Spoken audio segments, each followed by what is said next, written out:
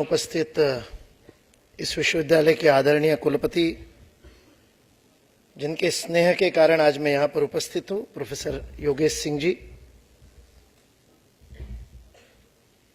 Pro vice chancellors दोनों, कुल सचिव, अन्य आचार्यगण यहाँ पर और भारत माता के प्यारे सपूतों, बहनों और भाइयों। मुझे बहुत अच्छा लगा कि जब मेरे विवाह की बात की तो बहुत लोगों ने ताली बजाई। मैं ध्यान से देख रहा था कौन कौन ताली बजा रहा है, पकड़ूंगा उसको जो जो ताली बजा रहा था।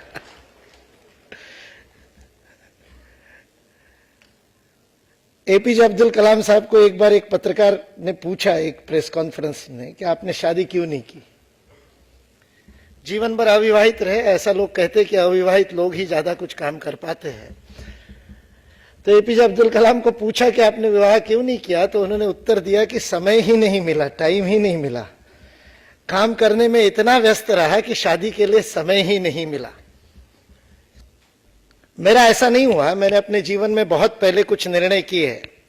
5वीं छठी में एक निर्णय किया, क्या करना है तब पता नहीं था, लेकिन क्या नहीं करना पता चल गया था। तो 5वीं छठी में मैंने निर्णय लिया कि नौकरी नहीं करूंगा, गुलामी नहीं करूंगा किसी की, तो पढ़ाई ऐसी करूंगा कि जिस पढ़ाई में नौकरी ना करनी पड़े। और इसलिए 12वीं तक विज्ञान का विद्यार्थी था, साइंस पढ़ा। उसके बावजूद 12वीं में मस्ती करी, अच्छे अंक नहीं आए। उस समय एंट्रेंस एग्जाम नहीं होती थी। माता पिता की इच्छा थी कि डॉक्टर बनूं, लेकिन मुझे ऐसे अंक नहीं आए कि डॉक्टरी में मुझे प्रवेश मिले। तो मैंने कहा कि दूसरा जो चुनना है वो विषय ऐसा ही चुनूंगा कि जिस विषय से मुझे नौकरी न करनी पड़े, इसलिए एलएलबी किया। बहुत सीधी सी बात। जीवन में क्या नहीं करना बहुत पहले तय हो गया था, और उसी में से दूसरा निर्णय, पहला हुआ नौकरी नहीं करना, और दूसरा सोचा समझा हुआ निर्णय जीवन में कि विवाह नहीं करना। So it is not an accident, या समय नहीं मिला इसलिए शादी की नहीं की, ऐसा नहीं। शादी नहीं करना है, तय करके शादी नहीं की। उसके क्यों पे अभी नहीं जाऊंगा, क्योंकि विषय मेरे बारे में बोलने का नहीं है। वास्तविकता में विषय आपके बारे में बोलने का है। मुझे बहुत अच्छा लगा जब योगेश सिंह जी ने तुलना करते हुए कहा कि जब आईआईटी वाले मोटिवेट होते हैं तो डीटी वाले तो होंगे ही।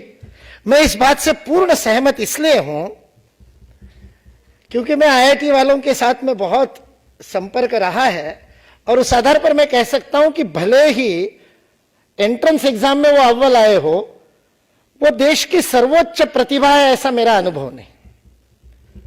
मैं उदाहरण बताता हूं। आज इसरो इतना चमत्कार कर रहा है। सबसे कम समय में, सबसे कम खर्चे में हमने मंगलयान भेज दिया। एक यान से 104 उपग्रह छोड़ दिए, जो दुनिया में बहुत कम देश कर पाए। नहीं, कोई नहीं कर पाया, पहली बार भारत ने किया। मुझे बताइए, इसरो में कितने आईआईटी वाले जाते हैं? नहीं जाते। आईआईटी वाले तो ज्यादातर विदेश जाते हैं, फिर कुछ बच जाए तो विदेशी कंपनियों में गुलामी करते हैं, नौकरी करते हैं। फिर उसके बाद में इतना 40-40 लाख रुपए देश का एक एक विद्यार्थी पर खर्च करने के बाद में उस डिग्री का और उस टेक्नोलॉजी के अध्ययन का कोई उपयोग किए बिना आईएएस की परीक्षा देते, यूपीएससी, या ढेरों यूपीएससी की तैयारी कर रहे हैं आईआईटी करने के बाद में। और चूंकि प्रतिष्ठा है उसकी, इसलिए जाते हैं। नौकरी, गुलामी की प्रतिष्ठा जिस देश में हो जाए वो देश स्वतंत्र कैसे हो सकता है? जिस देश में नौकरी प्रतिष्ठित हो जाए, मैं आपके सामने प्रश्न छोड़ रहा हूं, जिस देश में नौकरी प्रतिष्ठित है। तुलसीदास जी लिख करके गए, इस देश की जीवन दृष्टि क्या थी। आज हम जीवन दृष्टि पर बात करने के लिए यहां पर एकत्रित हुए। इस देश की वैज्ञानिक जीवन दृष्टि देखिए, तुलसीदास जी लिख करके गए, उत्तम कृषि, मध्यम व्यापार, अधम चाकरी, भीख मरण समान, आजीविका के 4 साधन। उन्होंने कहा उत्तम कृषि। क्यों कहा उत्तम कृषि? क्योंकि प्रोडक्शन केवल किसान ही करता है। एक बीज बो करके उस एक बीज से हजारों बीजों वाली बाली का उत्पादन 1 के 1000 करने का काम केवल और केवल किसान करता है। बाकी सारे तो उसका कन्वर्शन करते हैं। बाकी सारा जितना प्रोडक्शन के नाम पर होता है वो तो केवल किसान ने उत्पादित किए हुए चीजों का रूपांतरण करके उसको मार्केटेबल बना करके बेचना होता है। वास्तविकता में देने का काम, उत्पादन करने का, कंट्रीब्यूशन करने का, कुछ बढ़ाने का काम तो केवल किसान करता है। इसलिए कहा उत्तम कृषि, मध्यम व्यापार, फिर उसका ट्रेडिंग करता है वो मध्यम, अधम चाकरी। और आज क्या हो गया, आज पैकेज, नौकरी, ये सबसे ज्यादा महत्वपूर्ण हो गया। मैं इंजीनियरिंग कॉलेजेस में जाता हूं और इंजीनियरिंग कॉलेजेस के संस्था चालक और डायरेक्टर और ये सब लोग मुझे बताते हैं, हमारे कॉलेज में से इतने बच्चों का प्लेसमेंट हो गया, इतने वहां चले गए, इतने वहां चले गए। मैं उनको पूछता हूं, इतने सारे नौकर तो पैदा कर दिए, इंजीनियर कितने पैदा किए? किसने नया इंजन बनाया? किसने कुछ नई तकनीक बनाई? किसने नया पेटेंट लिया? किसने नया इनोवेशन किया? किसने नया जुगाड़ किया? बिना पढ़ा लिखा किसान जुगाड़ कर लेता है। इंजीनियरिंग की पढ़ाई करने के बाद यदि इंजीनियर जुगाड़ नहीं कर सके तो वो इंजीनियर है क्या? इसलिए नौकरी को प्रतिष्ठा मिल गई, इसलिए देश स्वतंत्र नहीं हुआ। मैकॉले यही करना चाहता था। उसने लिखा है अपने पिता को कि नौकरी की प्रतिष्ठा बढ़ाऊंगा मैं, नौकर पैदा करने वाली शिक्षा इस देश में मैं दूंगा। और वो सफल रहा, आज भी है। आज भी मुझे पता नहीं आप में से कितने लोगों के क्या सपने हैं, लेकिन आप अपने आप के अंदर जाकर के अपने आप को पूछिए कि अपने जीवन का स्वप्न क्या है। इसलिए बेस्ट ब्रेन इसरो में नहीं जा रहा है, टॉप प्रतिभा इसरो में नहीं जा रही, और फिर भी इसरो चमत्कार कर रहा है। तो फिर उसको टॉप प्रतिभा कहे, या जो इसरो में जा रहे चौथे या पांचवें नंबर के उनको टॉप प्रतिभा कहे? प्रतिभा किसकी है? जो किसी दूसरे की नौकरी करके और वहां पर कुछ बताया जाए वो कर रहा है। टुकड़ों में करना पड़ता है। जो आपके आईटी में मित्र, आपके सीनियर्स गए होंगे तो उनको पूछना, कोई कंपनी उनको पूरा प्रोग्रामिंग नहीं देती है, टुकड़ा देती है। पूरा दे देंगे तो अपनी अमेजॉन में से निकल के तो फ्लिपकार्ट खोला ना, खुद का खोल लेंगे। इसलिए कोई कंपनी किसी नौकर को पूरी जानकारी नहीं देती है, टुकड़ों में काम करने को तैयार है, रिपीटेटिवली वही काम करने को तैयार है। आधे से ज्यादा लोगों को इसलिए जॉब सेटिस्फेक्शन नहीं होता, 35 की उम्र में ब्लड प्रेशर और डायबिटीज हो जाता है, बाल उड़ जाते हैं। जितने सीईओ के आप, जितने गूगल और फेसबुक के सीईओ देखोगे ना, सब टकले देखोगे। और उसका कारण ये है, उसका कारण ये है कि जीवन में संतोष नहीं है, अंदर से कोई मिल नहीं रहा जो करने के लिए आए थे। इसलिए मैं आपके सामने कुछ प्रश्न छोड़ने के लिए आया हूं। वैज्ञानिक जीवन दृष्टि, मैं बहुत ज्यादा विज्ञान के बारे में बोलने के लिए नहीं आया, वो भी मैं बोल सकता हूं, क्योंकि विज्ञान के नाम पर हम क्या कर रहे हैं ये भी एक बहुत बड़ा प्रश्न है। हम कह रहे हैं कि बहुत वैज्ञानिक प्रगति कर ली, बहुत वैज्ञानिक प्रगति कर ली, लेकिन क्या हमने वैज्ञानिक प्रगति की है या तकनीकी प्रगति की है? साइंस और टेक्नोलॉजी में आप डिफरेंशिएट करते हैं या नहीं करते? आज आप सबके हाथ में मोबाइल है। ये मोबाइल साइंस है कि टेक्नोलॉजी है? और इसके साइंस की खोज तो 19वीं शताब्दी के अंत में हो गई थी, जब जगदीश चंद्र बसु ने रेडियो वेव्स की खोज की थी। That is the science wireless communication का। चाहे मार्कोनी का नाम ले लो, चाहे जगदीश चंद्र बसु का नाम ले लो। आज दुनिया मानती है कि जगदीश चंद्र बसु ने मार्कोनी से 2 साल पहले वो खोज कर ली थी। उस समय षड्यंत्रों के कारण नाम, पेटेंट मार्कोनी के नाम हो गया। ये आज दुनिया मानती है, मैं नहीं। आप अभी गूगल करोगे, विकिपीडिया पे जाओगे तो आपको यह सत्य मिल जाएगा। लेकिन 19वीं शताब्दी के अंत में वायरलेस कम्युनिकेशन की खोज हुई। उसके आगे कहां बढ़े? टेक्नोलॉजी में बढ़ गए। उस वायरलेस कम्युनिकेशन के विविध डिवाइस हमने बना लिए, लेकिन साइंस कहां आगे बढ़ा? उसी जगदीश चंद्र बसु ने यह सिद्ध किया कि वनस्पति में जीवन होता है, वनस्पति में प्राण होता है। आप साइंस के विद्यार्थी, आपने कभी अपने आप से मन में प्रश्न पूछा, ये तो फिजिक्स का आदमी था, इसने ये बॉटनी की खोज कैसे कर दी? फिजिक्स का व्यक्ति होते हुए बॉटनी की खोज कैसे कर दी, ये प्रश्न कभी पूछा?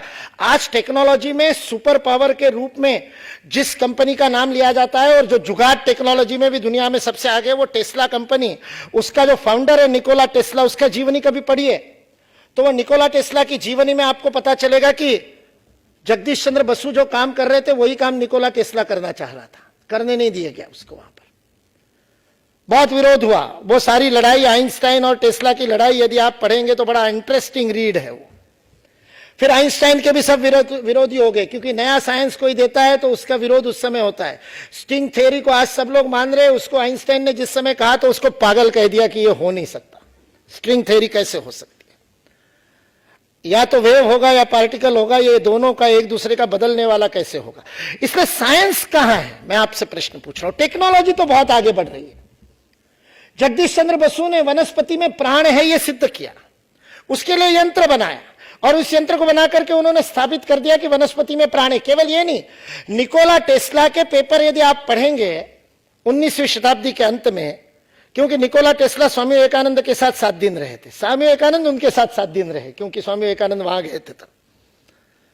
और निकोला टेस्ला ने अपने पेपर में लिखा है कि स्वामी विवेकानंद से मैंने उपनिषद जब पढ़े और उपनिषदों का ज्ञान प्राप्त किया तो मुझे जीवन की तरफ देखने की एक नई दृष्टि मिली। उस समय जिस समय विज्ञान जड़ और चेतन को बिल्कुल अलग अलग रूप से देखता था, मैटर एंड एनर्जी को बिल्कुल अलग अलग रूप से देखता था, matter can be converted into energy और एनर्जी का घनीभूत रूप ही जड़ है, यह अभी तक आइंस्टाइन ने सिद्ध नहीं किया था। आइंस्टाइन ने उसका E = mc² का फॉर्मूला नहीं दिया था, उस समय की बात है। और उस समय उपनिषद ये कह रहे हैं कि कण कण में चेतन व्याप्त है, कण कण में ऊर्जा है। और उस समय नहीं, हजारों वर्षों से कह रहे हैं। और इस देश में उसको लेकर के काम हुआ, उसको लेकर के विज्ञान चला, लेकिन वो विज्ञान हमने छुपा दिया। स्वामी विवेकानंद ने निकोला टेस्ला को वो जीवन दृष्टि दी, निकोला टेस्ला ने वह साइंस दिया जिसका फॉर्मूला आइंस्टाइन ने आगे चल करके दिया। आइंस्टाइन ने अपने E = mc² वाले पेपर में निकोला टेस्ला को क्रेडिट दिया है उस बात के लिए कि ये थ्योरी पहले निकोला टेस्ला ने दी थी, और निकोला टेस्ला ने क्रेडिट विवेकानंद को दिया है, उपनिषद को दिया है। जगदीश चंद्र बसु स्वामी विवेकानंद के साथ 15 दिन रहे थे सन 1900 में, at the turn of the century, 19th century के टर्न पे, जब पेरिस के अंदर विश्व विज्ञान परिषद हुई थी, वर्ल्ड साइंस कांग्रेस हुई थी। और उस वर्ल्ड साइंस कांग्रेस का कीनोट एड्रेस स्वामी विवेकानंद ने दिया था। Swami Vivekananda was invited to give the keynote address of world science congress, और उसमें उन्होंने ये जड़ और चेतन के एकत्व की बात रखी थी आइंस्टाइन द्वारा E = mc² देने के लगभग 10-11 वर्ष पहले स्वामी विवेकानंद ने। और लगभग उपनिषद का एक श्लोक उन्होंने बोला था जो लगभग यही बात कहता है, जिसमें वो उपनिषद का ऋषि कह रहा है कि किसी भी वस्तु को यदि आप प्रकाश की गति से प्रक्षेपित करने में सफल हो जाते हो तो वो ऊर्जा में परिवर्तित हो जाती है। दिस इज E = mc², क्योंकि c is velocity of light. मैं ये बात इसलिए बता रहा हूं कि जगदीश चंद्र बसु ने इस पर काम किया, और उन्होंने कहा जब सारे विश्व में चेतन तत्व है, ऊर्जा है, तो इसको मैं सिद्ध करता हूं। तो उन्होंने प्राणियों में तो मान ही रहे थे, वनस्पति में मान नहीं रहे थे, तो वनस्पति का सिद्ध कर दिया। His next stage was, he was on the verge of proving कि मेटल्स में भी जीवन होता है, धातुओं में जीवन होता है। आज आप जगदीश चंद्र बसु के नाम से सर्च करेंगे, गूगल करेंगे, या मेटल फटिक के नाम से, धातुओं की थकान के नाम से गूगल करेंगे, तो जगदीश चंद्र बसु का पेपर आपको मिलेगा, ओपन सोर्स में अवेलेबल है, उसको पढ़िएगा। उन्होंने ये सिद्ध कर दिया था कि जैसे मनुष्य की बैटरी डाउन होने से वो थकता है, वैसे किसी भी धातु के जीवन में भी थकान आती है, और उस थकान के कारण उन्होंने बताए थे। और ये उनकी पहली स्टेप थी जिसमें वो धातुओं में प्राण को सिद्ध करने जा रहे थे। सारा विज्ञान बदल जाएगा यदि ये काम पूरा हो गया तो, लेकिन 108 वर्ष हो गए, जगदीश चंद्र बसु का विज्ञान वहीं पर रुका हुआ है। उनका नेक्स्ट प्रयोग था जगदीश चंद्र बसु का कि उन्होंने मेटल के ऊपर विष का प्रयोग होता है, यह बात सिद्ध की। Effect of cyanide on ferrous, यह उनका रॉयल ब्रिटिश सोसाइटी लंदन में प्रस्तुत किया गया पेपर है, जिसमें उन्होंने प्रैक्टिकली यह प्रूव किया। उन्होंने एक लोहे की रॉड ली और उस लोहे के रॉड के कोने में एक तार लगा करके उसके एंड में निब लगाई, एक ग्राफ पेपर को चार्ट के ऊपर खड़ा किया, वो निब को ग्राफ पेपर के ऊपर रखा, और उन्होंने कहा कि इस रॉड के ऊपर मैं साइनाइड, पोटेशियम साइनाइड डालूंगा तो ये रॉड थर थर कांपेगी, और उस ग्राफ पेपर के ऊपर उस निब से और ग्राफ बनेगा जैसा कि आपका ईसीजी बनता है। मेटल का ईसीजी बनाने का यंत्र उन्होंने बहुत जुगाड़ टेक्नोलॉजी से, बहुत सिंपल सा, नॉट वेरी सोफेस्टिकेटेड, जगदीश चंद्र बसु ने बनाया, रॉयल सोसाइटी लंदन में उसका प्रस्तुति की। जिस समय उन्होंने वो साइनाइड डाला, जो बोतल उनको दी गई थी साइनाइड के नाम से, उसके अंदर से साइनाइड की 2 बूंदे 3 बूंदे डाली, नथिंग हैपेंड। और ऐसे खचाखच भरी हुई सभा में जहां सारे वैज्ञानिक दुनिया के बैठे हैं, यूरोप के ज्यादातर वैज्ञानिक वो सब हंसने लगे कि क्या मजाक करते हो, धातुओं में कोई प्राण होता है क्या, धातुओं को कोई भय होता है क्या, धातु कोई डर सकता है क्या, लोहा किसी से डरेगा क्या, साइनाइड डालने से लोहे को क्या पता चलेगा कि यह विष है। जगदीश चंद्र बसु का कॉन्फिडेंस देखिए, दिस इज साइंस। जब आपने जीवन में प्रयोग करके निर्णय लिए होते हैं, जब आपके निर्णय तुक्केबाजी में नहीं होते, जब आपके निर्णय किसी दोस्त ने कह दिया इसलिए नहीं होते, जब आप अपने निर्णयों को पूरी तरह से नाप करके वैज्ञानिक जीवन दृष्टि से लेते हो, तब वो आत्मविश्वास आता है। जगदीश चंद्र बसु ने जैसे वो कुछ नहीं हुआ ग्राफ के ऊपर और लोग हंसे, जगदीश चंद्र बसु ने उस पोटेशियम साइनाइड लिखी हुई बोतल के अंदर रखे हुए द्रव को, लिक्विड को सबके सामने पी लिया। Everybody stopped. एकदम ये क्या हो गया, पोटेशियम साइनाइड जो टच करने से मर जाता है आदमी, और ये पूरा पी गए, नथिंग हैपेंड। उन्होंने कहा यदि इसका लोहे पे असर नहीं हुआ तो it can not be cyanide, क्योंकि लोहे पे असर होता है, ये मैंने देखा है। जिसने बदल करवाया था, जिसने षड्यंत्र से पानी रखवाया था उस बोतल में, उसने आकर के, उस प्यून ने आकर के माफी मांगी, साइनाइड मांगा गया, सबके सामने साइनाइड डाला गया और वो मेटल वहां पर कांपा और मेटल के ऊपर साइनाइड का असर होता है। ये बात जगदीश चंद्र बसु ने सिद्ध की और ये सिद्ध करने के 6 महीने के अंदर उनकी मृत्यु हो गई। यह बात मैं 1911 के आसपास की बता रहा हूं। आज 106 वर्ष में साइंस कहां है? Have we moved even an inch forward? यह सिद्ध करने में कि धातुओं में प्राण होता है, जबकि इस देश में यह सिद्ध हो गया है कि पत्थर में प्राण होता है। मैं कन्याकुमारी में था, 22 वर्ष मैंने विवेकानंद केंद्र कन्याकुमारी के पूर्णकालिक के रूप में काम किया। कन्याकुमारी में वो भव्य विवेकानंद शिला स्मारक बनाया, आप लोग में से जो लोग नहीं भी गए होंगे टीवी पर देखा होगा। स्वामी विवेकानंद का भव्य मंदिर है, जहां पर बैठ करके उनको अपने जीवन का लक्ष्य मिला था। उसको बनाने वाले स्थपति आचार्य, जो ट्रेडिशनल आर्किटेक्ट थे, वो कन्याकुमारी में एक कार्यकर्ता प्रशिक्षण शिविर में मैंने उनको बुलाया। वो तमिल के अलावा एक शब्द नहीं जानते थे, कोई तमिल के अलावा कोई भाषा नहीं बोल सकते थे, अंग्रेजी का भी एक शब्द नहीं होता। इसलिए जैसे अभी आपकी स्थिति हुई होगी ना, जब योगेश सिंह जी ने मेरा गिनीज वर्ल्ड रिकॉर्ड बताया, जब उन्होंने 29,973 बोला तो आधे लोगों को तो समझ में ही नहीं आया होगा। सर आपको 29,973 बताना चाहिए था। आंकड़े तो हिंदी में नहीं पता चलते, भले ही मातृभाषा हिंदी हो, है ना। ये दुर्भाग्य है हमारा। हमने अपने आप से कभी पूछा नहीं, जिसको मां कहते उस मां नाम की भाषा का हमने क्या कर दिया। 69 बताओ तो बच्चा पूछता है क्या, 69 बताओ तो हाँ ऐसे बताओ ना हिंदी में।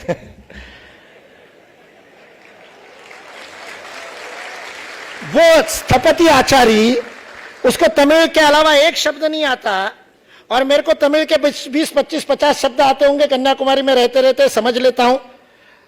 तमिल नहीं आता बताने लायक, तमिल आता है मुझे बोलना कि सामने वाले को ये बता दूं कि तमिल तेरी याद नहीं समझ में आती, इतना तो समझा दूं उसको, बाकी समझ में आ जाती। सुनने से सारी भारतीय भाषाएं समझ में आती। ईश्वर की कृपा, ईश्वर की नहीं संस्कृत की कृपा है। बचपन में संस्कृत सीखा तो दुनिया की कोई भी भाषा सीख सकते हैं। वो भी एक विज्ञान है, वाणी का विज्ञान है, वाणी की शुद्धि का विज्ञान है। और उसको आज हम भूलते जा रहे, हमारे घरों में से भूलते जा रहे। जिन परिवारों में है उन परिवारों में, इसलिए हमको कोई भी भाषा, एक भाषा ढंग से नहीं आती। किसी एक भाषा में 4 वाक्य के बिना किसी दूसरी भाषा का प्रयोग करे लिखने को कहो तो हम नहीं लिख सकते। हमको अंग्रेजी में हिंदी के शब्द चाहिए, हिंदी में अंग्रेजी के शब्द चाहिए। हम एक भाषा में पूरा नहीं बोल सकते, एक भाषा में पूरा नहीं लिख सकते। उसका भी विज्ञान है। जर्मनी में उसके ऊपर बड़ा शोध हो रहा है। खैर, मैं विषय परिवर्तन में नहीं जा रहा हूं। मैं आपके सामने प्रश्न पूछ रहा हूं कि वनस्पति में प्राण के आगे, मेटल में प्राण, उसके आगे पत्थर में प्राण तक जाने का जो प्लान ऑफ एक्शन जगदीश चंद्र बसु के रूप मन में था, वो कहां चला गया? वो विज्ञान कहां चला गया? वो क्यों नहीं आगे बढ़ा? क्यों नहीं हम में से कोई उसके ऊपर काम करने को तैयार? क्योंकि क्या मिलेगा, क्या पाऊंगा और क्या मिलेगा, ये यदि मन में प्रश्न है तो उस प्रश्न को भी ढंग से पूछ लेते। स्थपति के आचार्य के साथ में बैठा था, चर्चा चल रही थी। कन्याकुमारी के लाइब्रेरी के बाहर हम बैठे थे। वहां एक लाल पत्थर में, लाल ग्रेनाइट में सिंह की आधी बनी हुई मूर्ति पड़ी हुई है, पूरी नहीं हुई, आधी तराशी हुई है, आधे में सिंह है, आधा ऐसे ही छोड़ दिया। मैंने स्थपति को पूछा, ये तो इतनी सुंदर तराशी गई, जिसने भी सिंह बनाया बहुत सुंदर भाव आ रहे चेहरे पे, इसको आधे में क्यों छोड़ दिया? स्थपति ने उठे और कहा कि 1 मिनट बताता हूं, और जाकर के उसने, जैसे हम वैद्य लोग नाड़ी परीक्षा करते हैं या डॉक्टर आपकी नाड़ी पकड़ करके या स्टेथोस्कोप से परीक्षा करता है, वैसे उस पत्थर के सिया से 1.5 इंच दूर हाथ रख करके उसने नाड़ी परीक्षा की। और नाड़ी परीक्षा करके फिर उन्होंने मुझे बताया कि अब मुझे पता चला क्यों नहीं हुआ, तमिल में बोल रहे थे वो, और उन्होंने बताया कि ये इसलिए नहीं बना सिंह क्योंकि ये स्त्रीलिंगी पत्थर है जिसमें से पुल्लिंगी मूर्ति बनाने की कोशिश की गई। मैंने कहा पत्थर का भी लिंग होता है, पत्थर का भी जेंडर होता है। तो जब ये मैंने प्रश्न पूछा तो उन्होंने कहा 12 साल की आयु में जब अपने बच्चों को स्थापत्य शास्त्र की दीक्षा देते हैं तो पहला काम यही सिखाते हैं कि पत्थर के प्राणों को पहचानना। केवल स्त्रीलिंग, पुल्लिंग और नपुंसकलिंग, केवल ये 3 ही जेंडर ही नहीं होते हैं, केवल इतना ही नहीं होता, तो उसमें सत्व रज तम के अनुसार प्राण के अलग अलग गुण भी होते हैं। देवता की मूर्ति के लिए जो पत्थर चुना जाए और राक्षस की मूर्ति के लिए जो पत्थर चुना जाए, वो दोनों पुल्लिंगी भी हुए तो भी एक समान नहीं हो सकते, क्योंकि देवता के लिए सात्विक पत्थर चुनना पड़ता है और राक्षस के लिए तामसिक चुनना पड़ता है। मैंने कहा ये कैसे पता करते? उन्होंने 15 मिनट में वो विज्ञान मुझे सिखाया। आज मैं पत्थर को हाथ लगा करके उसका जेंडर समझने जितना सीख गया हूं प्राण विद्या को। यह जगदीश चंद्र बसु के काम को इस देश में हजारों साल पहले नहीं, आज भी हो रहा है, यह बताने के लिए मैं बता रहा हूं। लेकिन वेयर इज अवर साइंस? क्यों? क्योंकि जीवन के प्रति हमारी दृष्टि साइंटिफिक नहीं है, वैज्ञानिक नहीं है। And I am going to prove it आपके सामने। मैं आपको बताना चाहता हूं, मैंने आपसे प्रश्न पूछा कि आपके सपने क्या है? युवा तो वही होता है ना जो सपने देखता है। मैंने हिंदी में क्यों बोला? मेरे को अंग्रेजी नहीं आती इसलिए नहीं, अंग्रेजी तो आती है। मैं विवेकानंद इंटरनेशनल फाउंडेशन का सेक्रेटरी था, वहां तो अंग्रेजी की टांग तोड़नी पड़ती थी और बड़े प्रेम से तोड़ते थे। दूसरे की मां है, टांग तोड़ने में क्या जाता है, अपनी मां की नहीं तोड़नी चाहिए। इसलिए अंग्रेजी बोलने में मेरे को कोई दिक्कत नहीं है, मैं अंग्रेजी की टांग बहुत अच्छे से तोड़ सकता था आपके सामने। लेकिन मैंने हिंदी में क्यों बोला? तो हमारे जबलपुर में मेडिकल यूनिवर्सिटी के एक वाइस चांसलर थे डीपी लोकवानी जी। उन्होंने एक बार भरी सभा में हिंदी में बात की, जब सारे वाइस चांसलर्स की मीटिंग चल रही थी और सब कंठलंगोट लगाए हुए अंग्रेजी झाड़ रहे थे। हाँ, समझ में आ गया ना? कंठलंगोट लगाए सब अंग्रेजी, इंप्रेशन मारने के लिए और कोई कारण नहीं। भरी गर्मी में दिल्ली के माहौल में बंद यहां तक बटन लगा करके ऊपर से गठान मारना कोई समझदार व्यक्ति तो नहीं करेगा, कोई साइंटिफिक टेम्परामेंट का व्यक्ति तो नहीं करेगा। वो तो अपने आप से प्रश्न पूछेगा, भाई मैं क्या पहनूं? इस वायु के अनुकूल है वही पहनूं, जलवायु के अनुकूल कपड़े पहनने किस लिए? कपड़ों के इंप्रेशन यदि मारना है तो 4 लोगों जैसे कपड़े पहन करके कहां से इंप्रेशन मारोगे? सब एक जैसे, सारे के सारे वही नीले रंग की बोरियां पहने हुए। मेरे को समझ में ही नहीं आता कि क्यों पहनते हैं। साइंटिफिक आउटलुक है क्या? प्रश्न अपने आप से पूछा क्या कभी कि मैं क्यों पूछ रहा हूं? कोई क्यों पहन रहा है, कोई दूसरा पहनता है इसलिए मैं पहन रहा हूं। जबकि आपको तो लोग जानेंगे तब जब आप कुछ अनोखा करोगे, लोगों से हटके करोगे। इसलिए मैं जब कुर्ता पैजामा या धोती कुर्ता पहन करके जाता हूं तो लोग टकटकी लगा करके देखते, क्योंकि मैं सबसे अलग होता हूं। इसलिए सारी फैशन तो अलग होने के लिए करते हो, लेकिन बनते तो सब एक दूसरे जैसे बंदर। एक की पूंछ कटी तो सबने पूंछ कटा ली, है ना? इधर लगा ली पूंछ, ऊपर से मूंछ साफ और नीचे पूंछ लगा ली। भैया क्यों किया ऐसा? नहीं, वो किसी ने किया है, किसी फिल्मी हीरो ने किया इसलिए हमने भी कर लिया। अरे थोड़ा खुद का तो इस्तेमाल कर लेते, थोड़ा शीशा तो देख लेते। लेकिन सपने देखते हो ना, तो डीपी लोकवानी जी ने, आप बड़े बहादुर लोग हो, केवल अविवाहित होने पर ताली बजाई तब इनकी बहादुरी पता चली मुझे। लेकिन अब तो मैं आपकी गलती बता रहा हूं फिर भी आप ताली बजा रहे हो। इससे बड़े बहादुर तो कोई नहीं हो सकते। जो खुद की गलती पे ताली बजाए उससे बड़ा वीर कोई नहीं दुनिया में। लेकिन मैं आपके सामने जो प्रश्न पूछ रहा था वो सपनों से था। तो डीपी लोकवानी जी ने उस भरी सभा में वाइस चांसलर के सामने हिंदी में बात की और शुरुआत यहां से की। मैं हिंदी में इसलिए बोल रहा हूं क्योंकि मैं उस भाषा में बोलना पसंद करता हूं जिस भाषा में सपने देखता हूं। मुझे उनकी वो बात बहुत पसंद आई। मैं आपसे सपनों की बात करने के लिए खड़ा हूं, इसलिए मैंने सपनों की भाषा चुनी। मेरी मातृभाषा मराठी है, लेकिन मेरी सोच हिंदी में, क्योंकि 22 वर्षों से हिंदी भाषी क्षेत्र में हूं। मैं मूलतः लेखन हिंदी में करता हूं। मराठी में मेरी जो किताब है वो हिंदी का अनुवाद मराठी में होकर के छपी है, जबकि मराठी मेरी मातृभाषा है। मैं सोचता हिंदी में हूं, इसलिए बोलता हिंदी में हूं। मैं आपसे प्रश्न पूछ रहा था, युवा है तो सपने तो देखते ही है। घबराओ मत, मैं नहीं पूछूंगा क्या सपने देखते हो, ना ही सबके सामने बताने को कहूंगा, क्योंकि मैं जानता हूं कि बहुत से सपने आपके ऐसे होंगे जो आप बता ना पाओगे। लेकिन मैं उन सपनों की बात ही नहीं कर रहा। मैं उन सपनों की बात कर रहा हूं जो आपका पीछा सुबह उठने के बाद भी नहीं छोड़ते। स्वामी विवेकानंद ने परिभाषा की थी, जिसको एपीजे अब्दुल कलाम बार बार कोट किया करते थे, कि मैं सपने उन्हें नहीं कहता जो नींद में देखे जाते हैं, मैं सपने तो उन्हें कहता हूं जो नींद उड़ा देते हैं। जिन सपनों के पीछे चलने से नींद उड़ जाती है, नींद खो देता है आदमी। मैं आपसे पूछना चाहता हूं, आपका सर्वोच्च स्वप्न क्या है? मैं युवाओं के सामने ऐसी इस प्रकार से इस प्रश्न को रखता हूं कि there is no limitation on any kind of resources. असीम संसाधन आपके सामने उपलब्ध है। मान लीजिए, कल्पना करने में क्या जाता है, सपने में कंजूसी काहे करनी। मान लीजिए अंबानी ने अपना खजाना आपके लिए खोल दिया, अनलिमिटेड रिसोर्सेस आपके पास है, you don't have to worry about anything. कोई चिंता का कोई कारण नहीं आपके जीवन में, असीम संसाधन आपको सामने उपलब्ध करा दिए जाए, तो वो कौन सी एक बात होगी जिसको आप करना चाहेंगे? क्योंकि बाकी तो सब मजबूरी में कर रहे हैं। बाकी तो कहते हैं मजबूरी में कर रहे हैं, नहीं करेंगे तो नौकरी नहीं लगेगी, नौकरी नहीं लगेगी तो पेट कैसे भरेंगे। तो वो तो सारी चिंता मैंने सपने में खत्म कर दी। वो सारी चिंता यदि खत्म हो जाए तो कौन सी एक बात है आप करोगे? सोचा है कभी आपने? नहीं सोचा हो तो आज जाकर के डायरी में लिखना, सोचना। 4 बातें आएंगी, एक नहीं आएगी, क्योंकि सोचा ही नहीं है। सोचा होता तो एक आती। आज तक सोचा ही नहीं है। आज तक जीवन केवल मजबूरी में ही जीते रहे। जो दूसरे कहते रहे वो करते रहे, अपने मन को पूछा नहीं कि करना क्या है। अगर मन को पूछ करके करते तो चेतन भगत आईआईटी में एडमिशन थोड़ी लेता, इंग्लिश लिटरेचर में एमए करता, और इंग्लिश लिटरेचर में एमए करता तो शायद ढंग की इंग्लिश लिख भी लेता।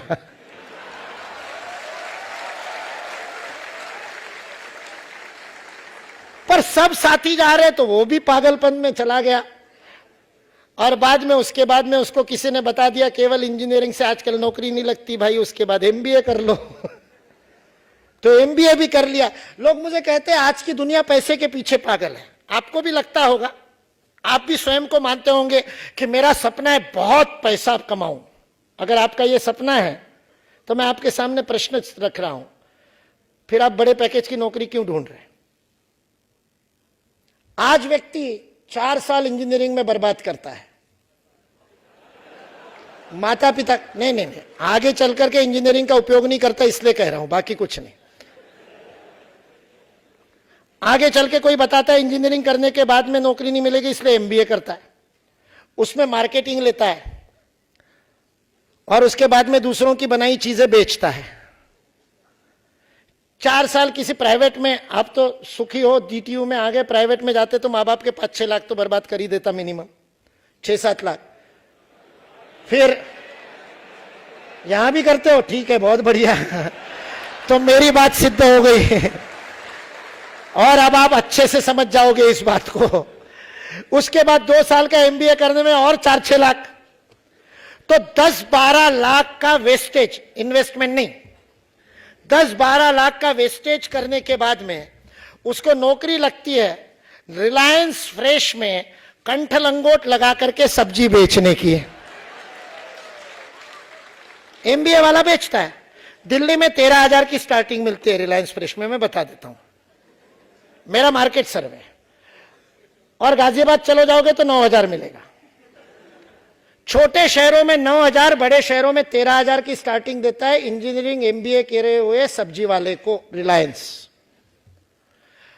इंजीनियरिंग एमबीए किए वाला सब्जी वाला, और आप अपने घर के बाहर जहां भी आप रहते हो वहां बाहर रेडी पे ठेले पर जो सब्जी बेचने के लिए आता है उसको कभी बैठ करके उसको प्रश्न पूछना कि ये ठेला तेरा खुद का है या किराए से, किराए का है तो कितना किराया देता है, खुद का है तो कितने में खरीदा था, उसका बैंक का इंटरेस्ट निकाल लेना, सुबह कितने की सब्जी खरीदता है थोक के भाव से वो पूछ लेना, शाम तक कितनी बेच देता है, कितना वेस्टेज होता है, कितनी फेंकनी पड़ती है, कितनी, सारा निकाल करके उसका नेट प्रॉफिट निकालना। मैंने किया है इसलिए बता रहा हूं। मिनिमम दिल्ली जैसे शहर में मिनिमम 1,500 से 2,000 रुपए प्रतिदिन का नेट प्रॉफिट, सारे खर्चे छोड़ करके आपके घर के बाहर रेडी पे सब्जी बेचने वाला सब्जी वाला अपने मन का मालिक, आज मूड नहीं है आज नहीं जाता हूं, बोल सकता है। रिलायंस फ्रेश के सब्जी वाले को नहीं मिलेगी छुट्टी, खुद के शादी के लिए भी 7 दिन से ज्यादा नहीं मिलेगी छुट्टी, और उसमें भी 4 बार प्रश्न पूछेंगे। हमारे एक मित्र ने बेंगलोर से IBM की नौकरी छोड़ दी, बिहारी था। बिहार में तो शादी महीना भर चलती है, नहीं पता, जो बिहार के होंगे उनको पता है, कम से कम महीना भर तो चलती है शादी, है ना। और उसने जब अपने IBM के बॉस को लिखा कि शादी के लिए 7 दिन की छुट्टी चाहिए, महीने भर तो मांगने की हिम्मत ही नहीं। वो अमेरिका में बैठे हुए बॉस को समझ में ही नहीं आ रहा शादी इतनी क्या इंपॉर्टेंट है, मैंने तो 4 बार कर ली, चारों मिलाकर के 1 दिन नहीं लगा, ये एक शादी के लिए 7 दिन क्यों मांग रहा है। उसने कहा 3 दिन से ज्यादा छुट्टी नहीं मिलेगी। इसने अपने पिताजी को फोन किया, बॉस कह रहा है 3 दिन से ज्यादा छुट्टी नहीं मिलेगी। पिताजी ने कहा मार, लात मार ऐसी नौकरी को, वापस आ जा, अपना खेत बहुत बड़ा है जोत लेंगे। तो IIT किसान है, one of the best farmer I have ever seen, सारी टेक्नोलॉजी का उपयोग करके इतनी बढ़िया फार्मिंग करता है। IBM को लात मार करके आ गया क्योंकि शादी के लिए छुट्टी नहीं थी। ये आपके घर के बाहर वाला सब्जी वाला, उसको छुट्टी की चिंता नहीं, चाहे जब छुट्टी ले ले, और उसके बावजूद महीने में 20-25 दिन भी उसने मेहनत कर ली तो 35 से 40 हजार रुपए कमाता है। पैसे के पीछे कौन है? जिसने 12-13 हजार को चूना लगा करके 12-13 लाख को चूना लगा करके 13 हजार की नौकरी करी, या जिसने मात्र 5-6 हजार का इन्वेस्टमेंट करके प्रतिदिन 1,500 रुपए कमा रहा है? कौन ज्यादा बुद्धिमान, किसकी वैज्ञानिक दृष्टि ज्यादा है? मैं आपके सामने प्रश्न पूछ रहा हूं। पर यदि आपको अपने बहन के लिए वर ढूंढना हो, यदि आपको अपने बेटी की शादी करनी हो, तो आपको 40,000 रुपए कमाने वाला सब्जी वाला नहीं चलेगा, आपको 13,000 रुपए में सब्जी बेचने वाला MBA सब्जी वाला चलेगा, क्योंकि नौकरी की प्रतिष्ठा है, स्वरोजगार की प्रतिष्ठा नहीं। यह देश उस दिन स्वतंत्र होगा जिस दिन कलेक्टर से ज्यादा सम्मान सब्जी बेचने वाले को मिलेगा, क्योंकि वो स्वतंत्र है, किसी का गुलाम नहीं है। और कलेक्टर क्यों ना हुआ है तो गुलाम आखिर। जिस दिन स्वातंत्र को प्रतिष्ठा मिलेगी उस दिन देश सच्चे अर्थ में स्वतंत्र होगा। मैं आपके सपनों को पूछ रहा हूं, मैं आपके सपनों को दिशा देने की कोशिश नहीं कर रहा, क्योंकि मैं चाहूं तो भी दे नहीं सकता। आपके सपने आपको ही गढ़ने पड़ेंगे, कोई और व्यक्ति आपके सपनों को डायरेक्ट नहीं कर सकता। उस फिल्म के डायरेक्टर आप ही हो। वो सपने क्या है, मैं आपसे प्रश्न पूछ रहा हूं। And that will change your life, that will give the scientific turn to your outlook towards life. जीवन की दृष्टि वैज्ञानिक बन जाएगी जब आप अपने आप से प्रश्न पूछना शुरू करोगे, दूसरे से नहीं। दूसरे से तो खूब पूछते हैं।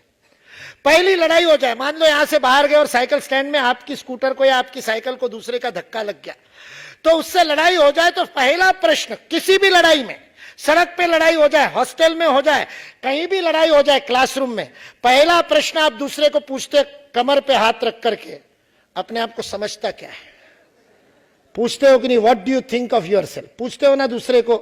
और दूसरा प्रश्न होता है, तू मुझे जानता नहीं है बॉस, तू मुझे जानता नहीं है, मैं आपसे प्रश्न पूछ रहा हूं, आप जानते हो क्या? जो आप दूसरे को प्रश्न पूछते हो वो कभी आपने अपने आप से पूछा क्या? Who are you? What is the purpose of your life? यदि साइंस का अर्थ व्हाई पूछना है, ऊपर से गिरते हुए फल को देख करके यदि न्यूटन ने व्हाई नहीं पूछा होता तो साइंस नहीं होता, मतलब न्यूटन वाला नहीं होता। फल तो उससे पहले भी नीचे ही गिर रहे थे, न्यूटन के कहने से पहले भी गिर रहे थे, और उससे पहले पाराशर ने कह रखा है उसके कहने से भी गिर रहे थे, और उससे पहले कणाद नाम के ऋषि ने वैशेषिक सूक्त में वैसे के वैसे फॉर्मूले लिखे हुए, Newton's law of motion, Sanskrit में वही शब्द, बाहरी बल का प्रयोग न किया जाए तो ऊपर से नीचे गिरने वाली वस्तु पृथ्वी को स्पर्श होने तक नीचे गिरेगी। कणाद ने 2500 वर्ष पहले लिखा है। लेकिन उसने भी वाई पूछा होगा, उसका नाम ही कणाद इसलिए पड़ा क्योंकि उसने कणों का अभ्यास किया, जिसको आज आप नैनो टेक्नोलॉजी कहते हैं। उसने कणों का अभ्यास किया, इसलिए उस ऋषि का नाम कणाद है। कभी पढ़ना वैशेषिक सूक्त, ट्रांसलेशन के साथ मिल जाएंगे। archives.org नाम की यूएस की साइट पे मिलेंगे। भारत की भी बहुत सारी साइट्स है, पर आपको अमेरिका की अच्छी लगेगी इसलिए वो बता दी मैंने। archives.org पे वैशेषिक सूक्त कणाद आप डाउनलोड करके पढ़ना, आपको न्यूटन से ज्यादा आसानी से फिजिक्स समझ में आ जाएगी। खैर, न्यूटन ने वाई नहीं पूछा होता तो साइंस नहीं होता। आपने अपने आप से वाई पूछा क्या? What is the purpose of your life? Why are you living? Why do you live? आपके जीवन का रहस्य क्या है? और यह प्रश्न ऐसा नहीं है कि आपने अपने आप से पूछा नहीं। दुनिया में कोई मनुष्य ऐसा नहीं हो सकता कि जिसने यह प्रश्न ना पूछा। लेकिन फिर अनेक मजबूरियां, करियर की इन फलानी इन ढिकानी, उसमें इस महत्वपूर्ण प्रश्न को धक्का दे देते हैं। मैं अक्सर कहता हूं कि युवा वो होता है जो बहुत ज्यादा आईना देखता है, शीशा देखता है। थोड़ी सी आयु बढ़ जाएगी तो उसके बाद देखने लायक कुछ बचता नहीं, तो फिर नहीं देखता है। दिन में 10 बार आप शीशा देखते हो। अभी मोटरसाइकिल पार्क करने के बाद भी मोटरसाइकिल का घुमा करके मैं देखता हूं ना बहनों को, वो आतंकवादियों जैसा लपेट करके जाती है स्कूटी पे। जो ताली बजा रहे हैं ना भाई लोग, वो भी कम नहीं है। सारे भाई लोगों ने चुन्नी खरीद रखी है। मेरे को आज तक समझ में नहीं आया, चुन्नी का काम तो बहनों का है, ये भाइयों के पास क्यों है? पता चला मुंह ढकने के लिए। मैंने पूछा ऐसा काम करते ही क्यों हो कि मुंह दिखाना दूभर हो जाए? ऐसा काम करो कि गर्व से छाती चौड़ी करके मुंह दिखा सके, मुंह छिपाना क्यों पड़ता? खैर, तो वो मुंह लपेट करके आतंकवादी की तरह कहीं पहुंचे। और उसके बाद में मेरे को आज तक समझ में नहीं आया, ये ऑटोमोबाइल वाली कंपनियों ने ये जो दोनों तरफ लगा रखे, वो पीछे वाली ट्रैफिक देखने के लिए लगाया है कि यह आतंकवादियों वाला बुर्खा हटाने के बाद मेकअप चेक करने के लिए रखा है? उतरने के बाद देखा होगा। लास्ट काम आपने यही किया होगा घर से निकलने के बाद। क्या देखते हो शीशे में? What do you look at? और उस शीशे में देख करके क्या प्रश्न पूछते हो? कभी सोचा इस पर? This is scientific outlook. आपने कभी अपने आप से पूछा ही नहीं कि शीशे में देखता क्या हूं? शीशे में यही देखते हो ना, सब ठीक ठाक है, यही तो देखते हो। ये बाहर का ठीक ठाक है देखने की जगह अंदर का देखने लगोगे तो शीशा देखना एक आध्यात्मिक कर्म हो जाएगा। शीशा देखना जीवन को बदल देगा, क्योंकि शीशा आपसे प्रश्न पूछेगा। उस शीशे में से देखने वाली 2 आंखें आपसे प्रश्न पूछेगी, हु आर यू? तुम हो कौन? किस लिए तुमने जन्म लिया? क्या है तुम्हारे जीवन का लक्ष्य? क्या है तुम्हारे जीवन का स्वप्न जिसके लिए तुम कुछ भी करने को तैयार हो? और वह स्वप्न जिसके जीवन में जागृत होता है, उसका जीवन बदल जाता है।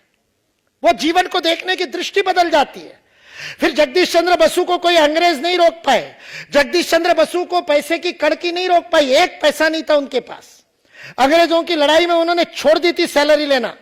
और तब आगे चल करके उनके प्रयोगों के लिए रविंद्रनाथ ठाकुर ने त्रिपुरा के महाराज को पत्र लिखा, तो उस समय उनको 10,000 रुपए की फेलोशिप त्रिपुरा के महाराज ने दी, जब आगे के प्रयोग साइनाइड वाले, मेटल फटीक वाले वो कर सके। लेकिन जगदीश चंद्र बसु को पैसे की कमी नहीं रोक पाई। जगदीश चंद्र बसु को उनके वंश के रूप में किया गया वंश भेद नहीं रोक सका कि तुम काले हो और गोरों को ही अधिकार है, वो भी नहीं रोक सका। क्यों? क्योंकि जीवन का सपना तय था।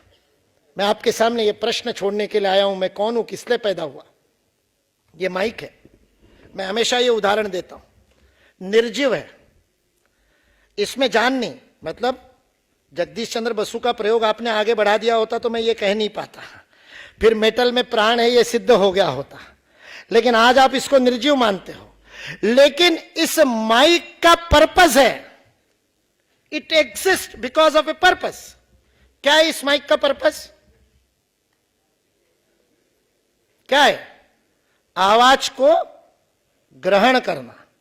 बढ़ाने करके तो स्पीकर रखेगा, बढ़ाने का काम वो एम्पलीफायर करेंगे, ये तीनों मिलकर के पीए सिस्टम बनेगा। लेकिन ये ग्रहण करेगा, ये आवाज ग्रहण करता है, तब तक इसका मूल्य है, तब तक इसकी वैल्यू है। Till it serves it purpose. जब तक ये अपने उद्देश्य को करता है। यदि किसी एक वायर का थोड़ा सा टांका निकल जाए अंदर में और ये आवाज ग्रहण करना बंद कर दे, तो आपके वो जो टेक्नीशियन बैठे इसको पकड़ करके कबाड़ में फेंक देंगे, बहुत सारे पड़े होंगे, क्योंकि बहुत जल्दी खराब हो जाते हैं। They lose their purpose, they stop serving there purpose and it will lose its value, zero value. उसके बाद में इसकी कोई वैल्यू नहीं कबाड़ के अलावा। आपकी भी वैल्यू आपका पर्पस है। Your purpose of life will give you value. इसलिए वैज्ञानिक जीवन दृष्टि दूसरों को पूछना नहीं, खुद को पूछना है। वाई पूछना, दुनिया में जो घटित हो रहा है उसको तो पूछना ही, लेकिन उससे पहले अपने आप से पूछना, वाई मी, मैं किस लिए आया। एक अद्वितीय कार्य को लेकर के आपका जन्म हुआ है। You have come with a purpose, your life is not an accident. एक यूनिक पर्पस लेकर के आपका जन्म हुआ है, और उस यूनिक पर्पस को खोजने का नाम शिक्षा है, जो नहीं हो रहा आज शिक्षा में। शिक्षा का अर्थ ही है प्रत्येक व्यक्ति के अंदर छिपी हुई उसकी अद्वितीयता का उसको परिचय कराना। That uniqueness which makes you what you are. आपका नाम आपका परिचय नहीं, आपकी वो विशेषता आपका परिचय है। और दुनिया में कोई दो व्यक्ति एक जैसे नहीं होते, कोई सामान्य नहीं होता, कोई व्यक्ति ऐसा नहीं है कि जो आम हो, सारे के सारे खास है। आप में से प्रत्येक असामान्य है, अद्वितीय है। और आप यदि मेरी ये बात ना मानो तो मैं सिद्ध कर सकता हूं। मेरी मां ने मुझे बचपन में सिखाया था कि सुबह उठते ही, आप में से भी कई घरों में अभी भी संस्कार बचे हैं तो वहां भी सिखाया होगा कि सुबह उठते ही अपने हाथों को देखना, ध्यान से अपने हथेलियों को देखना। श्लोक भी सिखाया था, कराग्रे वसते लक्ष्मी, कर मध्य सरस्वती, कर मूले तु गोविंदम। लालच दे दिया कि तुम्हारे कर के अग्र में, तुम्हारे उंगलियों के कोने पर लक्ष्मी का वास है, ध्यान से देखो सुबह उठते ही। अपने कर्म पर, पराक्रम पर विश्वास हो, इसलिए सुबह उठते ही हाथ देखने को शिक्षा दी। मुझे पता नहीं आपने ध्यान से देखे कि नहीं, अभी एक बार देख लो, अपने हथेलियों को देख लो, जरा सामने रख करके देखिए ना। प्रयोग करने से क्यों डरना, वैज्ञानिक होना। वाई संकोच क्यों है आपके मन में। देखा ध्यान से, और कोने पर देखना, वो बीच में सरस्वती, नीचे गोविंद, उनको छोड़ दो, लक्ष्मी का ध्यान करेंगे। कराग्रे वसते लक्ष्मी, अग्र में देखना। इस उंगलियों के छोर पर क्या दिखता है, देखिए अपने उंगलियों को ध्यान से। मैं इसलिए आपको ध्यान से देखने के लिए कह रहा हूं, क्योंकि आपको भी पता है, भगवान करे आपके घर में कभी ऐसा न हुआ हो, लेकिन टीवी के सीरियल में आपने देखा ही होगा। नहीं, मेरे को अंग्रेजी बोलना नहीं आता इसलिए नहीं सीरियल बोला, मैंने अपनी शब्दावली बना रखी है। सत्य का वचन पालन करने का, सत्य बोलने का संकल्प लिया था, तब से अपनी शब्दावली बना ली। तो शब्दावली में मैं जो दिमाग सड़ा है उसको सड़ियल कहता हूं। सीरियल क्यों कहना, तो सड़ियल कहता हूं, दिमाग सड़ाने वाला सड़ियल। तो टीवी के सड़ियल में देखा होगा, कहीं पर कोई अपराध हो जाए, कोई गुनाह हो जाए, पुलिस जाते ही सबसे पहले क्या इकट्ठा करती है, फिंगरप्रिंट्स इकट्ठा करती है। क्यों, Y.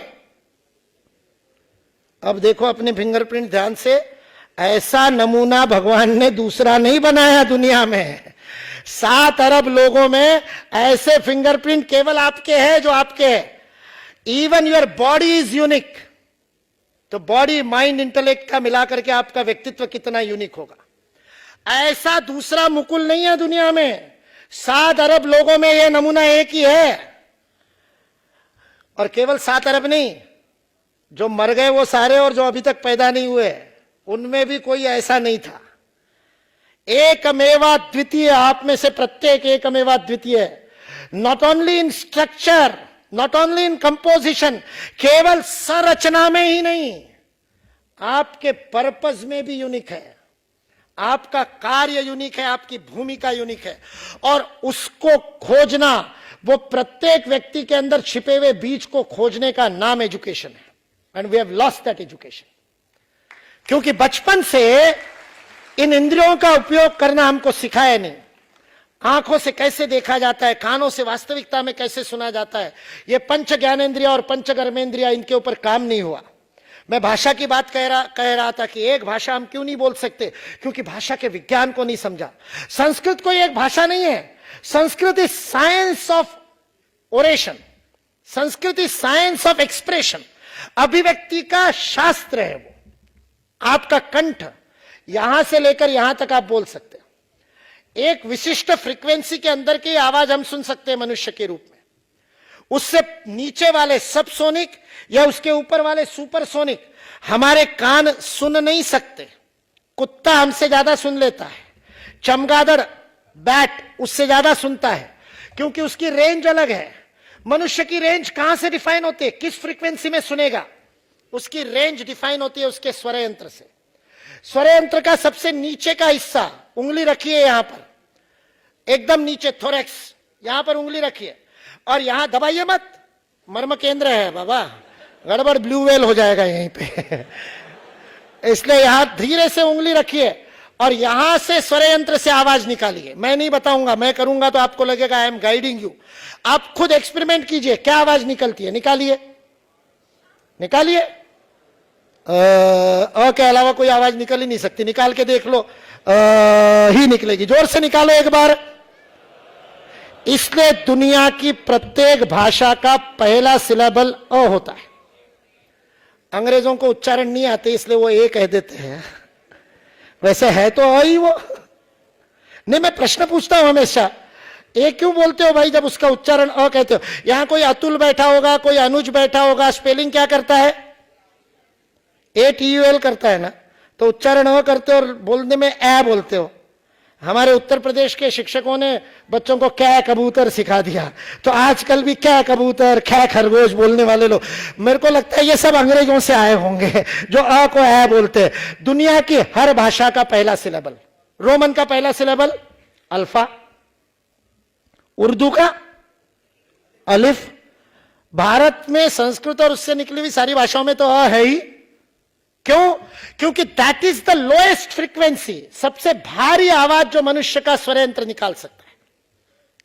Now this is the way scientifically वाणी का विकास हुआ था, भाषा का नहीं। भाषा अलग साइंस है। भाषा ध्वनि को जब आप चित्र के रूप में डिपिक्ट करते हैं उसको भाषा कहते हैं। जिस समय आप ध्वनि को जो सुना जाता है, आवाज को, शब्द को, साउंड को आप जब प्रकाश के रूप में, जब उसको फॉर्म के रूप में, जब उसको रूप देकर के रिप्रेजेंट करते तब वो भाषा होती है। बोलने वाली को वाणी बोलते हैं। संस्कृत को वेदवाणी देववाणी इसलिए कहते हैं क्योंकि it is the most scientific language in the world. क्यों है? क्योंकि उन्होंने इस स्वर यंत्र का उपयोग किया। कंठ से निकलने वाले स्वर क ख ग घ, मूर्धना से, यहां से स्वर यंत्र का दूसरा भाग च छ ज झ। वर्णमाला सिखाने के लिए नहीं खड़ा हूं, वर्णमाला का साइंस सिखा रहा हूं।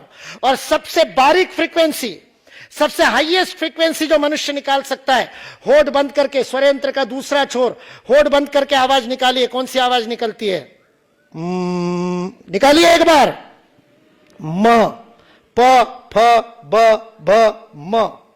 अंतिम व्यंजन वर्णमाला का म, होष्ट व्यंजन। अ से लेकर म तक का खेल है, वो फ्रीक्वेंसी में काम चलता है। और बीच के स्वर यंत्र को गोल बना करके हवा छोड़िए, क्या निकलता है? करके देखिए, करिए। ऊ, सबसे अच्छी आपको प्रिय आवाज उल्लू वाली ऊ। हाँ, हॉस्टल में लाइट चली जाए तो यही आवाज निकलती है, अंधेरा होते ही उल्लू बोलते हैं। आप देखना कितना साइंटिफिक अपना बिहेवियर है। अंधेरा होते ही ऊ बोलते हैं सब लोग। बीच में ऊ, बाद में म, तीनों मिलाकर के ओम। ये विज्ञान है, ये भाषा का विज्ञान है। हमने कहा, हम उसको छोड़ करके बैठ गए, हम उसके ऊपर काम ही नहीं कर रहे। और ये साधन है बाकी सारे ज्ञान का, और ये ओरिजिनल साधन ही वाणी की साधना नहीं हुई तो नॉलेज कहां से आएगा? इसलिए what is the purpose of your life? एक अंतिम बिंदु बोल करके अपनी बात को खत्म करता हूं। वैसे तो हरि अनंत, हरि कथा अनंत। जीवन की वैज्ञानिक दृष्टि बनाने के लिए प्राण विद्या में जाना पड़ेगा। हमको जो ऊर्जा मिलती है वो कहां से मिलती है? हम बने किससे है? ये प्रश्न हमने अपने आप से पूछा नहीं।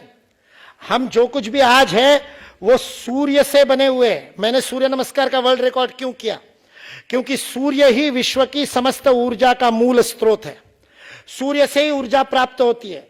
इसलिए भारत में लोगों ने कहा सूर्य के उगने से पहले खुद उग जाओ, क्योंकि उसी से एनर्जी मिलती है।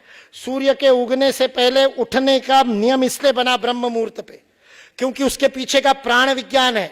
जो ये करेगा उसकी बैटरी कभी डाउन नहीं होगी। आप रात को 12 बजे मुझसे बात कीजिए, मैं इतना ही फ्रेश आपको दिखूंगा, क्योंकि भगवान सूर्य के साथ मेरा कनेक्शन जुड़ गया सूर्य नमस्कार के माध्यम से, क्योंकि वो प्राण का स्रोत है। सारी दुनिया में जो कुछ भी है वो सूर्य का ही बना हुआ है। पृथ्वी उसी से निकली ना, अलग टुकड़ा हुआ वो भी तो सूर्य का ही हिस्सा है, और उसी में से हम बने, तो हम भी सूर्य है।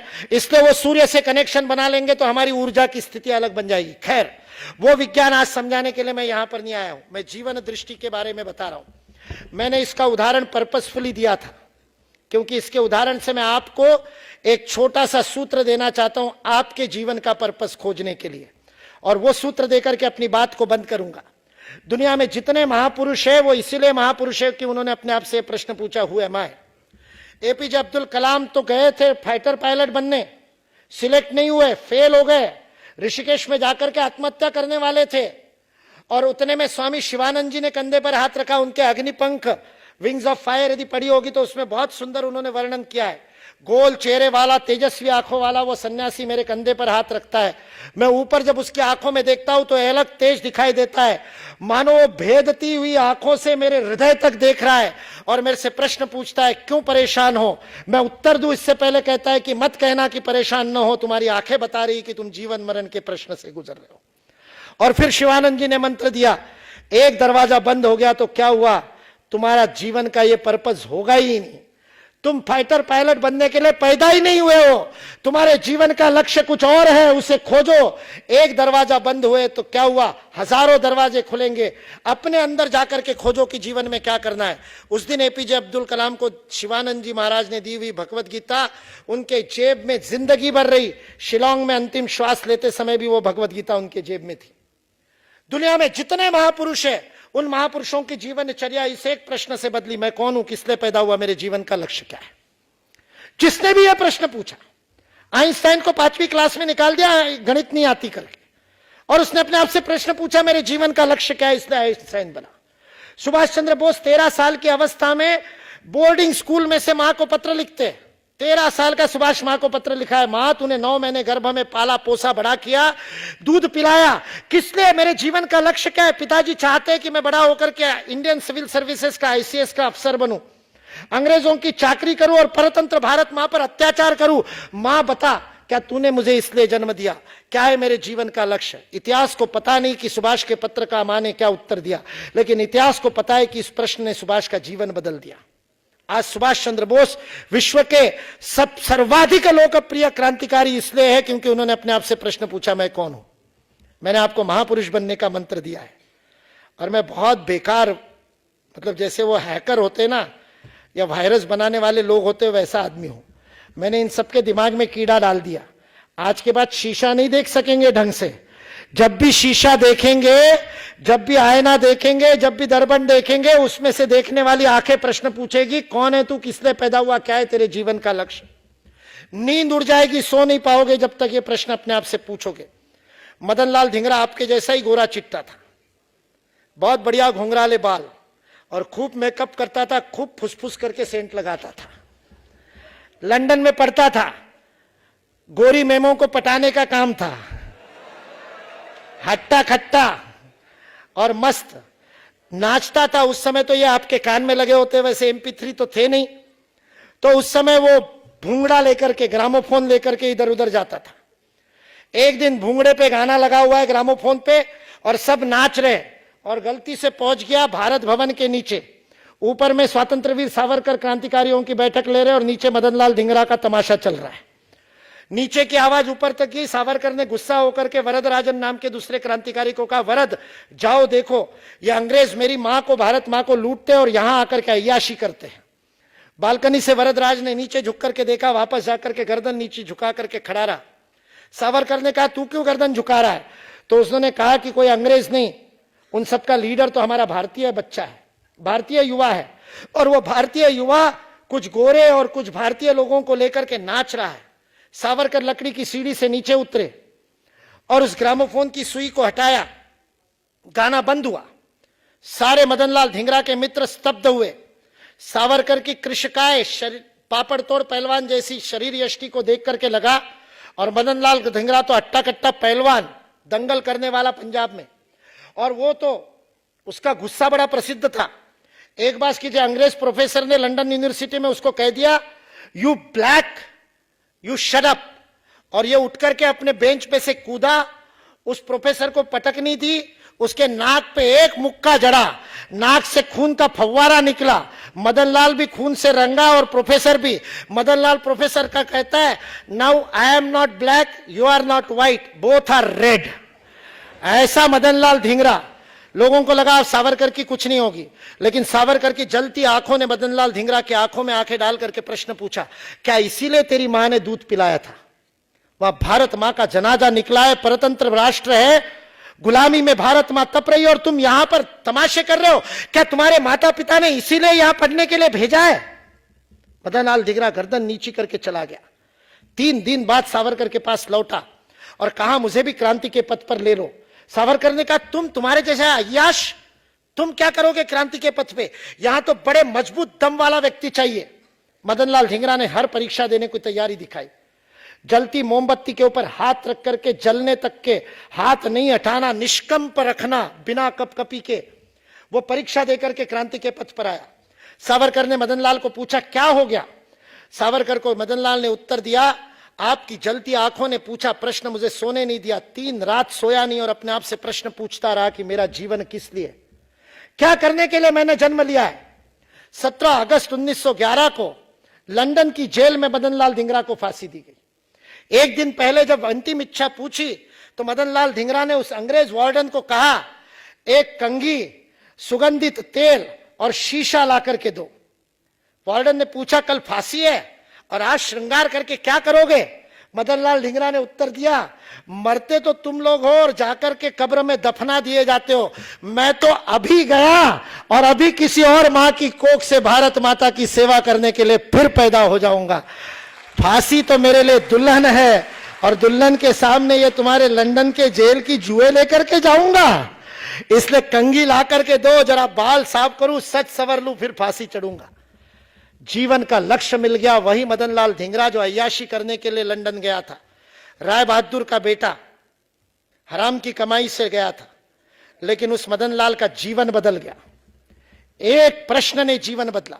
और बाद में जब सावरकर उससे मिलने गए, मृत्यु से, फांसी से 15 दिन पहले सावरकर जेल में मिलने गए मदन लाल धिंगरा को, और मदन लाल धिंगरा सावरकर को प्रश्न पूछता है, मेरी आंखों में तुम्हें मृत्यु का भय तो नहीं दिखाई दे रहा?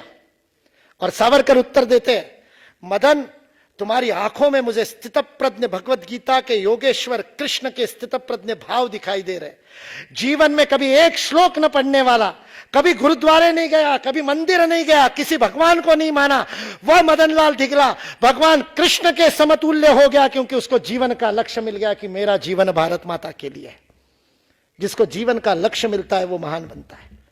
मैं आपके सामने ये जीवन दृष्टि छोड़ करके जाना चाहता हूं। अंतिम एक क्लू देकर के जा रहा हूं, एक सूत्र देकर के जा रहा हूं। मैंने ये उदाहरण दिया था, ये माइक आवाज ग्रहण करता है, ये इसका पर्पस है, लेकिन ये किसकी आवाज ग्रहण करता है? ये वक्ता की आवाज ग्रहण करता है, इसकी अपनी खुद की कोई आवाज नहीं। यदि गलती से इसकी खुद की गुर्र आवाज शुरू हो जाए, विसल बजाना शुरू कर दे, न्यूसेंस, नॉइस आ जाए इसका, वो टेक्नीशियन उठा करके फेंक देंगे। सेल्फिश होते ही इसकी वैल्यू खत्म। जब तक ये दूसरे की आवाज ग्रहण कर रहा है तब तक इसकी वैल्यू है। मनुष्य होते हुए यदि खुद के लिए जिए तो क्या जिए? सड़क पर घूमने वाला कुत्ता ट्रक के नीचे कुचल करके मर जाता है, भूखा नहीं मरता, पेट तो वो भी भर लेता है। मनुष्य होकर के केवल पेट भरने के लिए, और हम में से अधिकतर को तो पेट भरने की चिंता नहीं है, हमने सपने यदि जेब भरने के लिए ले रखे हो जीवन में, यदि जेब भरने के लिए जिए तो क्या जिए? इसलिए जीवन का लक्ष्य खोजना है तो यह खोजना कि मेरा कंट्रीब्यूशन क्या होगा, मैं दुनिया को क्या दूंगा, मैं समाज को क्या दूंगा, मैं परिवार को क्या दूंगा, मैं देश को क्या दूंगा। केनेडी ने पूछा था, don't ask what America shell give you, ask what you shall give America. और 63 में मंदी की मार झेल रहा अमेरिका 6 साल के अंदर मैन ऑन मून का प्रोजेक्ट लेकर के पूरा परिवर्तित हो जाता है, क्योंकि अमेरिका की यूनिवर्सिटीज को केनेडी ने कहा, अमेरिका के लिए रिसर्च करो, खुद के लिए नहीं। खुद के एपीआई के पॉइंट्स बढ़ाने के लिए मत लिखो रिसर्च पेपर, लिखना है तो देश के लिए लिखो, that is research for resurgence. Kennedy के एक आह्वान पे 6 साल अमेरिका खड़ा हो गया, आज टेक्नोलॉजिकल सुपर पावर है, आर्थिक में तो डूब गया लेकिन टेक्नोलॉजिकल सुपर पावर आज भी है। क्यों? क्योंकि सारा देश देशभक्ति से भरा हुआ है। एक बात के कारण अमेरिका आज जीवित है, पेट्रियोटिज्म, क्योंकि उनके एजुकेशन सिस्टम में कूट कूट करके भर दिया जाता है कि तुम तुम्हारे देश के लिए हो। इसलिए यह उदाहरण मैंने दिया, आपको अपने जीवन का लक्ष्य खोजना है तो मैं क्या बनूंगा को मत खोजो, मैं क्या दूंगा को खोजो। Where I can contribute the best, which is the field, which is the area, which is the function, which is the act in which I can give best of me. मेरा मैं सर्वोत्तम किस काम में दे सकता हूं, वो मेरे जीवन का ध्येय है, वो मेरे जीवन का लक्ष्य है। वो जिस दिन जाग जाए, आपके अंदर का सोया हुआ हनुमान भी जग जाएगा। मैं आपके आंखों में वो सपने देख रहा हूं, मैं आपके हृदय की धड़कनों को यहां बैठ करके, यहां खड़े होकर के अनुभव कर पा रहा हूं कि ये दिल मातृभूमि के लिए धड़कने के लिए तैयार है। इस अद्वितीयता को याद रखना, भूल जाओ तो अपने हाथों को देख लेना एक बार ध्यान से, कि ऐसे फिंगरप्रिंट दुनिया में किसी के नहीं, आप यूनिक हो, एक काम करने के लिए पैदा हुए हो, उस काम को खोज लेना और वो काम किसी और को आप क्या दोगे इसका होगा। समाज को क्या दोगे, विज्ञान को क्या दोगे, दुनिया को क्या दोगे, मानवता को क्या दोगे, प्रकृति को क्या दोगे, अपने से बढ़कर के बाहर क्या दोगे, यही जीवन का लक्ष्य हो सकता है। आइए अपने जीवन के लक्ष्य को खोजे, बाहर भाई भाई भाई भाई पूछने की जगह अंदर पूछने लगे, अपने आप से पूछे कि मैं कौन हूं, किसने पैदा हुआ। जय हिंद, जय भारत।